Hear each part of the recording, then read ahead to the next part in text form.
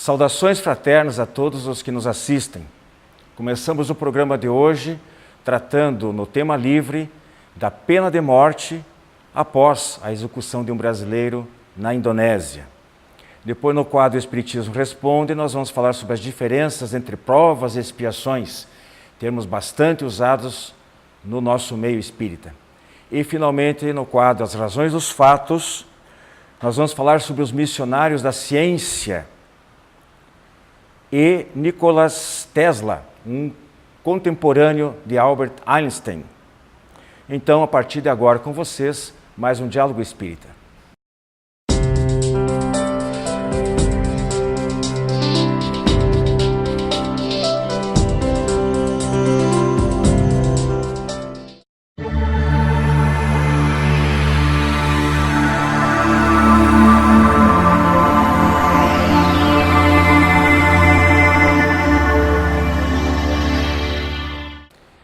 Meus amigos, como acabei de anunciar, nós vamos falar hoje sobre a pena de morte, que é um princípio praticamente dentro da doutrina espírita, um posicionamento muito claro que o Espiritismo tem a respeito.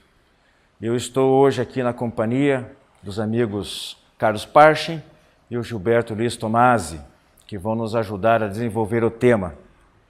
Eu colocaria de pronto para vocês quais seriam as principais razões colocadas pela doutrina espírita para não ser favorável à implantação, digamos, da pena de morte?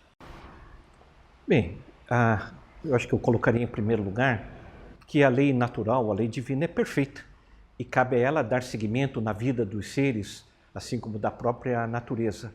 Uma interferência desse tipo, cessando uma vida, iria ser uma intervenção drástica dentro da lei divina ou lei natural. Da mesma forma, do ponto de vista espiritual, ao se interromper uma vida, uma penalidade capital, nós estamos também interrompendo a possibilidade daquele ser de progredir, de se arrepender e de tomar novas atitudes. Todo ser humano é capaz de mudanças radicais no seu comportamento. Pela pena capital, nós também extinguimos essa possibilidade. Então, Gilberto, repassando isso que o Parchin colocou de uma maneira bem reduzida, quando ele fala que são as próprias leis da vida, etc., é aquilo que o pessoal costuma dizer: Deus dá vida, só Ele cabe o direito de tirar, seria isso? A lei divina é uma lei imutável, né? Não tem como ser mudada. E com relação também à pena de morte, o que a gente não pode esquecer é que para nós espíritas, o que morre, então, é o corpo físico, que desce à sepultura. O espírito continua, esse é imortal. E aí vejam o problema que pode ser criado em função disso, de uma nova possibilidade desse espírito vir com mais revolta ainda numa outra encarnação. E lembrando também de que não resolve o problema, um problema específico, único, tem que ir em busca lá da origem.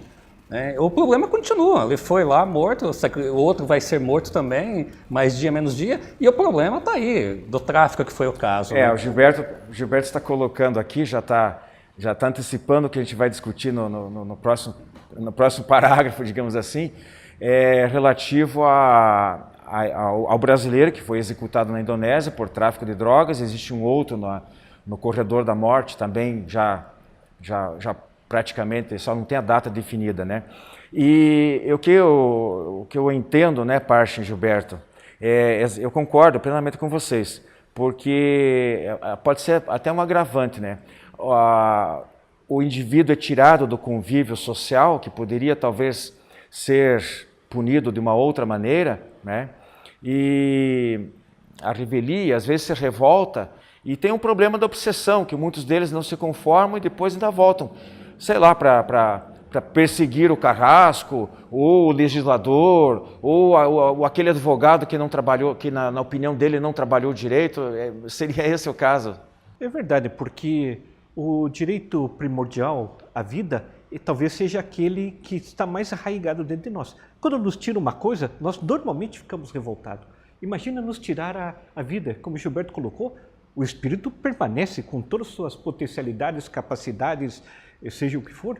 E, por certo, nós nos sentiríamos muito lesados, né, de nos roubarem a vida. Isso pode gerar aí realmente uma revolta muito grande, causando conturbações na próxima encarnação, ou quem sabe sobre esses encarnados que tiveram uma participação direta. O Gilberto colocou muito bem, nós temos que resolver as causas. Nesse caso especial, o Wilson, essa pessoa que foi morta lá por fuzilamento, ele tinha consciência do erro dele. Tanto que ele falou, quem se envolve com droga tem dois caminhos, né? Ou é a prisão perpétua ou é a morte. Então ele estaria aceitando já uma prisão perpétua, mas estaria com vida ainda. Estaria com vida. Então, com certeza, o espírito não está muito contente, não, onde quer que esteja, por essa morte, da forma como foi. Porque ele teria tempo, numa pena maior. Apesar que ele já cumpriu para os padrões brasileiros, ele já cobriu... já estaria solto. Né? Já ficou lá 10 anos, 11 anos, mais ou menos, aprisionado. Mas, de qualquer maneira, ele teria mais tempo, com uma pena maior, ou até a prisão perpétua, em último caso, ele teria mais tempo para refletir melhor. E como a gente fala, uma busca de uma regeneração, de uma mudança de mentalidade, de comportamento, apesar que ele, pelo menos perante as câmeras, já demonstrou isso, né? Disse, não, eu quero voltar a falar aos jovens brasileiros que não entrem, não enveredem por esse caminho, etc, etc. Então, de um modo geral, a gente entende que o espírito é imortal, é um irmão como qualquer um de nós e merece segunda chance. E Deus dá através da reencarnação. Esse que é o problema que nós estamos enfatizando aqui. Não vai resolver o problema matando nesta vida, porque ele vai voltar numa segunda, numa terceira, e ele vai ter que receber apoio social, vai ter que ser educado, vai ter que, para realmente se reencontrar e reencontrarmos os melhores caminhos. Tem outro problema, Wilson Parchin, que nós estamos falando aqui dele, que era um traficante, mas as pessoas que se envolvem com droga, a maioria não são chamados pelo traficante, venham até mim. Eles entraram no vício por um motivo ou outro. Então tem todo um problema social que envolve governo também. Então fica mais complicado, nesse caso, tirar a vida de um apenas porque ele estava traficando. Penso eu que não é bem simples o problema, né? E nós temos que considerar ainda, né, do ponto de vista legal, nós vimos recentemente na televisão, todos acompanharam, o caso de 2 americanos que foram soltos recentemente, um com 23, outro com 27 anos de prisão. Um dos crimes, se fosse em outro estado americano, seria punido com pena de morte. E como fica isso, a possibilidade de erro legal, do erro jurídico? Realmente, quem somos nós para tomar decisões desse tipo?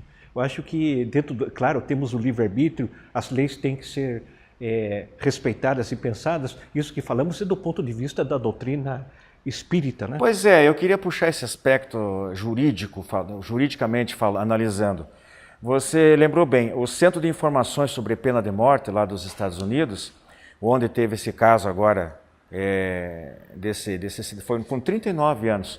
Ele foi o de número 148 prisioneiro a ser absolvido, né? Ser libertado, já estando no corredor da morte, ou seja, ele já estava condenado. E descobriu-se que era inocente. Agora, com o DNA, graças a Deus, né, podemos falar assim, tem avançado muito as técnicas, as perícias para comprovação de culpa ou não. Né? Isso desde 1973, e só nesse ano ele foi o ano passado, né, porque isso foi no final do ano passado, foram 5 casos.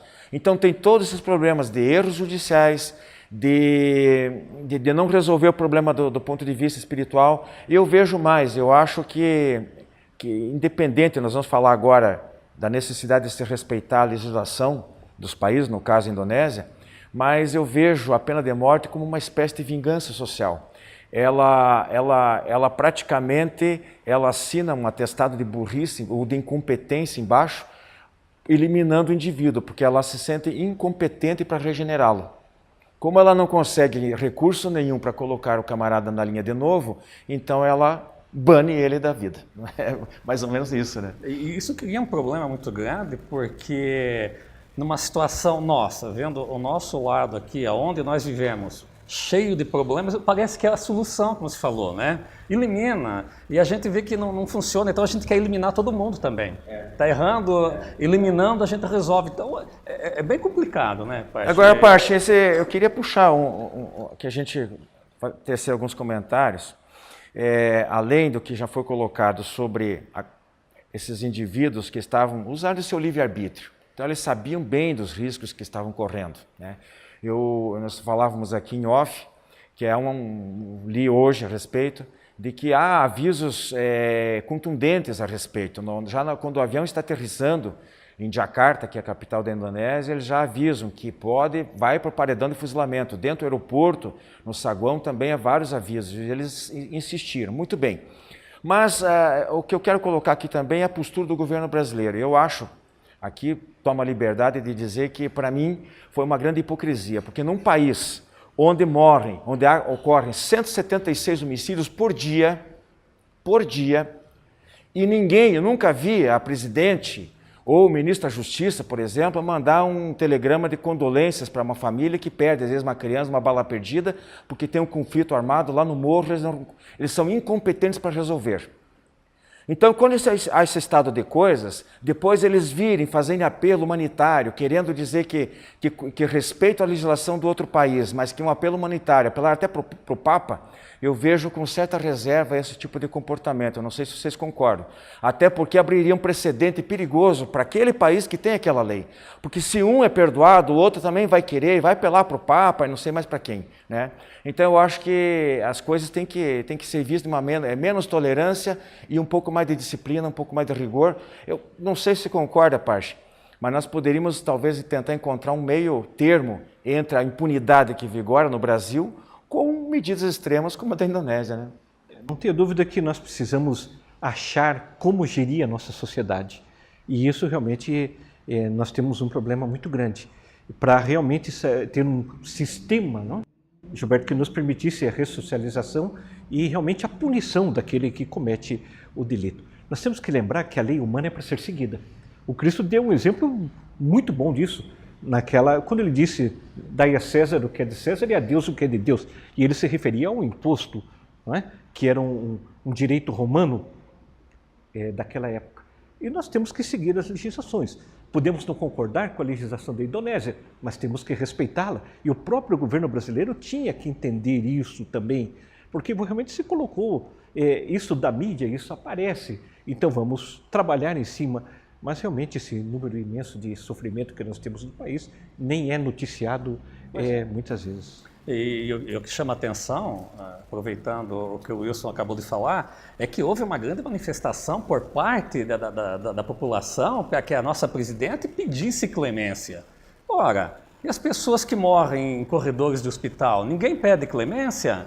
Sabe? Então tem toda essa questão social. Por isso que eu repito o que eu falei há pouco, aí você vê alguém ser sacrificado, ser morto, você quer também sair matando as autoridades aí que não resolvem um problema social nosso. Tem que ter alguma forma de resolver isso, respeitar as leis, dando elas certas ou erradas, nós como espíritos concordando ou não, né? Isso é importante destacar, né, para os nossos amigos que nos veem e nos ouvem, que nós não estamos deixando de lado a compaixão humana. Lamentamos profundamente a morte deste pessoa que já foi executada e lamentamos o que vai talvez acontecer em breve com, inclusive, um morador aqui do estado do Paraná. Nós temos essa compaixão, temos extrema pena da família, dos que ficam, imaginamos a dor da mãe, do pai ou dos pais, não é? Mas ao mesmo tempo nós temos que entender que a lei humana é para ser seguida, ela precisa para manter a ordem social. E à medida que nós evoluirmos, essa lei humana convergerá para a lei natural, mas por enquanto isso não é possível. Pois é, eu queria, já nos aproximando do nosso término do tema livre de hoje, eu queria comentar aqui, apresentar para vocês, que se tecesse algum comentário em cima das duas últimas pesquisas, pelo menos que eu tomei conhecimento a respeito da opinião do brasileiro em relação à pena de morte. Então, em 2011, parece que só 1/3 dos brasileiros que eram favoráveis, mas 51% a favor da prisão perpétua, mais da metade. E a última do Datafolha, de outubro de 2014, que mostra que 43%, portanto menos da metade, são favoráveis à pena de morte. Então, para fechar, Gilberto e Parchen, nosso posicionamento bem claro, bem definido sobre as razões de não aceitarmos a pena de morte como medida extrema, cruel, desumana, né? Mas que então não devemos nos juntar a esses 43%, é isso? Não, de forma alguma. Nós temos uma visão diferente como espíritas e temos motivos para pensarmos dessa forma. Como o Parte falou e já foi comentado, a vida é divina, nos foi dado por Deus e não temos o direito como homens tirar a vida de quem quer que seja. Temos que tratar sendo o lado social que faz com que isso aconteça. Tráfico, droga e um monte de coisas que levam à morte. Punir, né, Parchin, punir, não deixar essa bandalheira que ocorre no nosso país, restringindo só ao problema de drogas, né, mas também dar a chance desse indivíduo ser recuperado e ser ressocializado, né? Investir pesado em educação. Educação. Que é o caminho para nós resolvermos, né, Gilberto, essa questão que está aí. Inclusive para podermos discutir com a sociedade, com esses 43% ou 44% que apoiam a pena de morte, em cima do que efetivamente se está decidindo isso, que não apenas a emoção, mas a razão. A razão. Muito bem, meus amigos, nosso programa, o quadro Tema Livre de hoje fica por aqui. Segue nosso programa com o Espiritismo Responde. Até daqui a pouquinho. Revista Ser Espírita, o Espiritismo sintonizado ao século XXI. Os princípios fundamentais da doutrina espírita sob a ótica da filosofia, ciência e religião. Revista Ser Espírita, um novo olhar sobre a vida. Para adquirir as edições avulsas e encadernadas, visite o site www.serespirita.org.br. A editora M é a segunda maior do Brasil no segmento espírita, oferecendo um catálogo com mais de 400 títulos. Um de seus últimos lançamentos é o romance mediúnico Copacabana, Posto 6, psicografia da médium Ana Maria de Almeida, que narra a trajetória de um jovem pobre do sertão baiano que vira jornalista de destaque no Rio de Janeiro. Desvios de conduta e uma grande dor moral estão no seu caminho. Pedidos para vendas@editoram.com.br ou telefone 19 34 97 7000.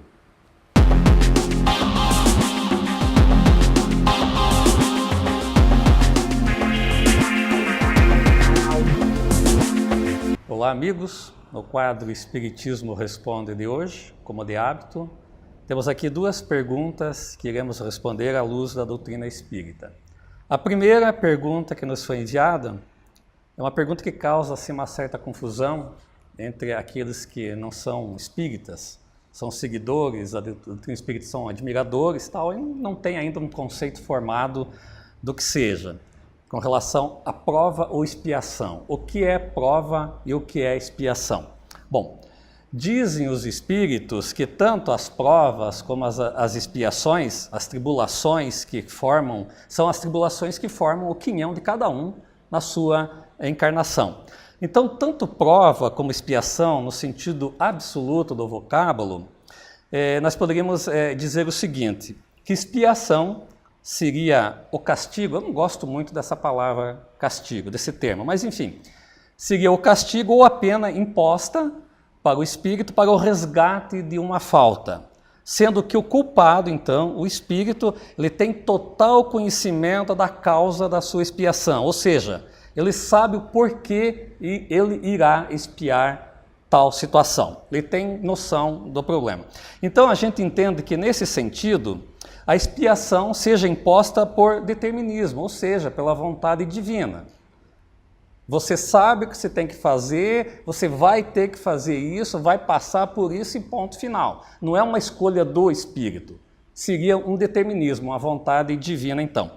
E segundo Kardec, a expiação propriamente dita, no sentido exato, seria ocorrida e ocorre mais no plano espiritual, que é quando o espírito, então, está naquele estado entre uma reencarnação e outra, ele vai saber exatamente o que ele terá que passar numa reencarnação futura. E já quanto à prova, não. A prova é mais aqueles problemas, né, aquelas dificuldades que o espírito geralmente escolhe quando do seu processo reencarnatório ele quer passar por uma determinada prova, por N motivos, e ele vem com esse propósito.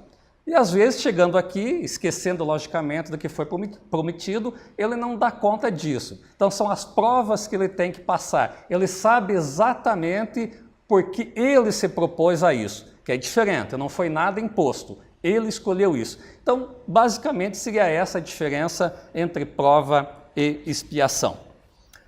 A segunda pergunta, também muito interessante, que nos foi enviada, diz respeito ao seguinte: em determinadas situações, nós nos sentimos, no nosso dia a dia, no nosso cotidiano, completamente perdidos, sem saber que rumo tomar, que caminho tomar. Perdemos o nosso norte.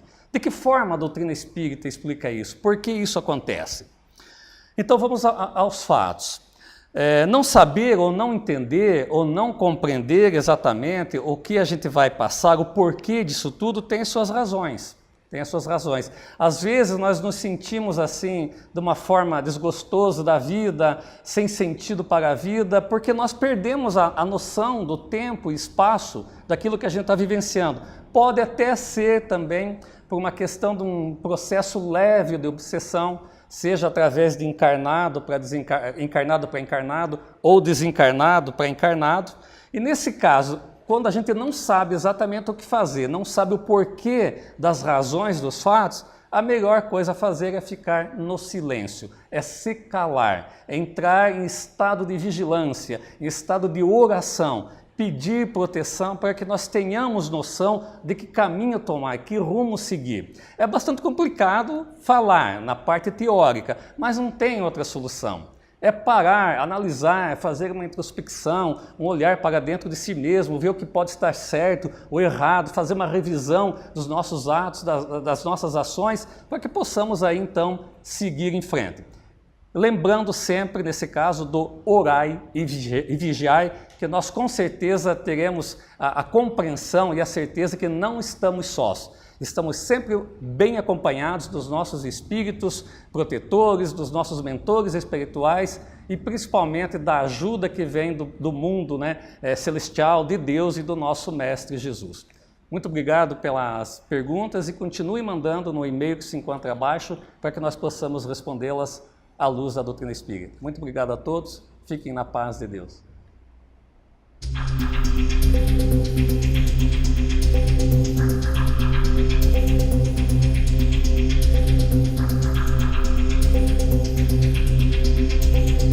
Nós já comentamos aqui em outras oportunidades que a doutrina espírita tem como um de seus princípios fundamentais a pluralidade dos mundos habitados, ou seja, de que existem outras civilizações, talvez algumas muito mais adiantadas do que a nossa, talvez outras nem tanto, algumas em pé de igualdade conosco, etc. E a propósito disso, que eu comento hoje um episódio de uma série de TV, Os Alienígenas do Passado. No programa em questão, que foi levado ao ar em novembro do ano passado, falou-se no físico húngaro Nikola Tesla, que foi contemporâneo e rival de Thomas Edison. Enquanto Thomas Edison desenvolveu a tecnologia da corrente contínua, o Tesla desenvolveu a tecnologia da corrente alternada. Segundo um depoente no programa, isso equivale mais ou menos como você dizer que um descobriu a carroça e o outro descobriu um avião a jato. O Tesla também trabalhou com Einstein, foi contemporâneo e trabalhou com ele. E as suas invenções, as suas descobertas foram tão extraordinárias que deveriam colocar o Nikola Tesla na mesma galeria desses dois nomes outros citados, que são laureados aí mundialmente, principalmente o Einstein. E, entretanto, ele acabou sendo rotulado como um indivíduo excêntrico e, às vezes, até mesmo como um maluco. Então, não houve aquele reconhecimento público do trabalho dele, nem enquanto ele estava vivo e nem mesmo depois de morto, o que muitas vezes acontece. Para você ter uma ideia, ele, na época, eu presenciei essa simulação, a reprodução desse invento dele. Ele conseguiu transmitir energia elétrica sem fio, por vários quilômetros, né? Questão de 1 metro, meio metro, não, de vários quilômetros. E até hoje me parece que não existe essa tecnologia disponível. Muito bem, e uma das questões levantadas foi de onde e por que veio essa genialidade do Tesla. Será que ele teria sido um avatar, teria sido um enviado especial da própria divindade para trazer essas ideias revolucionárias que ele nos trouxe? Ou será que ele teria sua mente conectada a outras mentes encarnadas, desencarnadas, e que funcionaria de uma maneira talvez teleguiada? São questões que o programa levantou, e eu que apenas cito aqui agora. Então, várias pessoas falaram lá a respeito, né? Um professor, um físico e um rabino. E aqui eu me permito reproduzir mais ou menos as palavras do rabino, que foram para mim sensacionais. Ele disse o seguinte: de tempos em tempos, Deus envia seres missionários para ajudar na evolução da humanidade. Sempre tivemos profetas, por exemplo. Em ciência, talvez não caiba a qualificação de divino, mas são seres especiais, etc. No Livro dos Espíritos, na questão 789, nós lemos o seguinte: veja um paralelo que dá para fazer. A humanidade progride através dos indivíduos que se melhoram pouco a pouco e se esclarecem. Quando estes se tornam numerosos, tomam a dianteira e arrastam os outros. De tempos em tempos surgem homens de gênio, que lhes dão impulso. Depois, homens com autoridade, instrumentos de Deus, que há alguns anos fazem a humanidade avançar alguns séculos. Então vejam que realmente a lucidez das palavras do rabino aí, né? Essa sua declaração muito oportuna. O Tesla, talvez a sua inteligência, os inventos estivessem muito avançados para a época.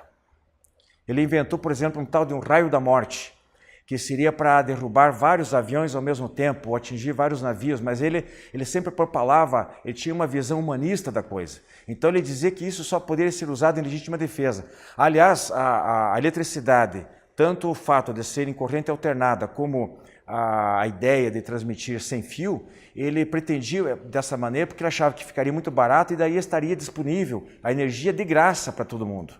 Então ele tinha algumas ideias assim, por isso que ele era excluído, colocado de lado e com uma visão de maluco. E para vocês, para fechar, né, que realmente em torno da vida desse indivíduo algumas coisas estranhas ocorreram, o FBI já estava de olho nele. E ele morreu num hotel. E quando isso aconteceu, o FBI foi os primeiros agentes a chegar no local, recolheram todos os documentos que havia no local e ninguém sabe o que havia nesses documentos. Se novas descobertas, novas ideias, projetos, que tipo de... simplesmente é segredo de Estado.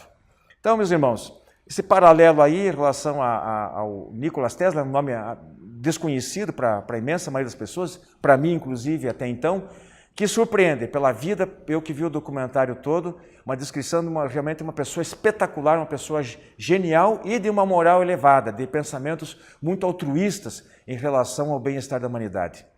Para vocês, nosso grande abraço e até a nossa próxima semana.